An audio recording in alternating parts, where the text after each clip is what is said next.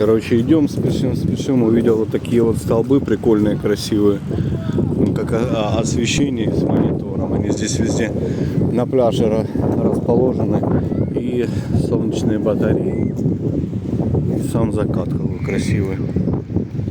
Короче, прошлись мы сегодня нормально. Километров 8-10, наверное.